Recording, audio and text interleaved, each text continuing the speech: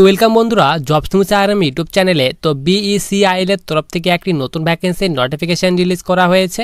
এখানে কিন্তু তোমাদের এমটিএস অর্থাৎ মাল্টিটাস্কিং স্টাফ এবং ডিইও অর্থাৎ ডাটা এন্ট্রি অপারেটর পদে নিয়োগের জন্য তোমাদের এই নোটিফিকেশনটি রিলিজ করা হয়েছে। তো তোমরা এখানে কারা কারা আবেদন করতে পারবে, তোমাদের এই পদে আবেদন করতে গেলে শিক্ষাগত যোগ্যতার কথা কি বলা হয়েছে, কোন পদের জন্য কতগুলি ভ্যাকেন্সি দেওয়া হয়েছে, তো এই সব ডিটেল সম্পর্কে কিন্তু আমরা আজকে ভিডিওতে আলোচনা করব।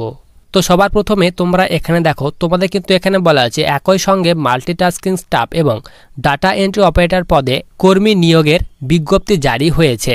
সেক্ষেত্রে নিয়োগের উল্লেখযোগ্য বৈশিষ্ট্য হলো এখানে ন্যূনতম মাধ্যমিক পাস যোগ্যতায় চাকরির জন্য আবেদন জানাতে পারবেন। যে কোনো প্রান্ত থেকে যে কেউ চাইলে অনায়াসে এখানে আবেদন জানাতে পারবেন।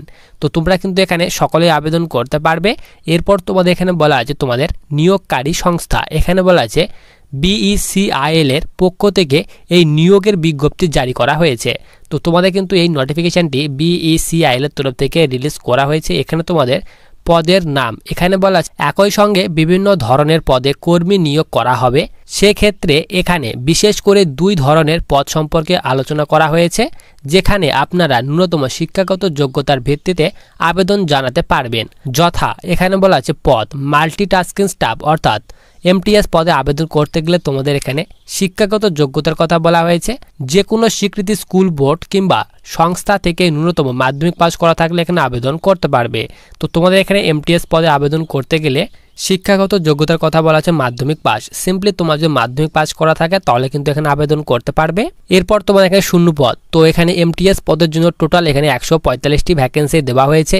এরপর তোমাদের এখানে মাসিক বেতনের কথা বলা হয়েছে। এখানে বলা হচ্ছে নিয়োগের পর এখানে কর্মীকে কিন্তু এখানে প্রতি মাসে শুরুতেই কিন্তু এখানে 18,486 টাকা বেতন দেওয়া হবে। এরপর এখানে বলা হয়েছে তোমাদের ডিইও অর্থাৎ ডাটা এন্ট্রি অপারেটর এই পদে আবেদন করতে গেলে তোমাদের এখানে শিক্ষাগত যোগ্যতার কথা বলা হয়েছে। এখানে বলা হচ্ছে যে কোনো স্বীকৃতি স্কুল বোর্ড কিংবা সংস্থা থেকে ন্যূনতম উচ্চ মাধ্যমিক পাস করে থাকতে হবে। তো তোমাদের কিন্তু এখানে বলা আছে সিম্পলি উচ্চ মাধ্যমিক পাস করা থাকলে এখানে আবেদন করতে পারবে। এর সঙ্গে সঙ্গে তোমাদের কিন্তু এখানে টাইপিং টেস্টও চাওয়া হয়েছে। যেহেতু তোমাদের এই পদটি ডাটা এন্ট্রি অপারেটর পদের ভ্যাকেন্সি, তাই কিন্তু তোমাদের এখানে উচ্চ মাধ্যমিক পাসের সঙ্গে সঙ্গে তোমাদের কিন্তু এখানে কম্পিউটারে তোমাদের কিন্তু এখানে স্কিল টেস্ট নেওয়া হবে, টাইপিং টেস্ট তোমাদের নেওয়া হবে।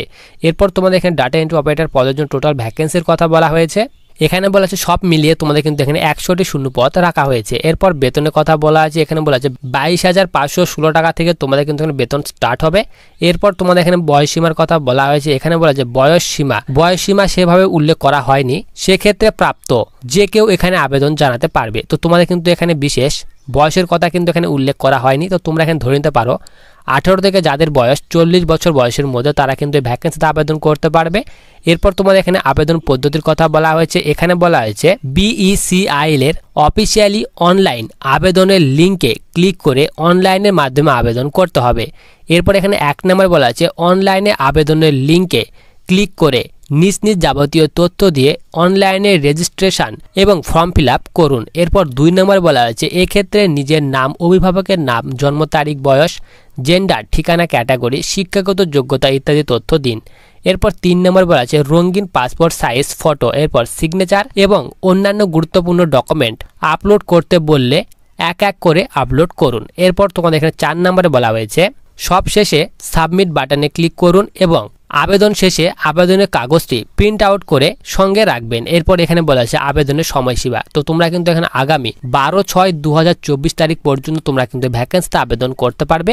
তো আবেদনের লিঙ্কটি কিন্তু আমি ভিডিওর ডেসক্রিপশন বক্সে দিয়ে রাখবো। তো তোমরা কিন্তু সেখান থেকে ভ্যাকেন্সিতে অনলাইন মোডে আবেদন করতে পারবে।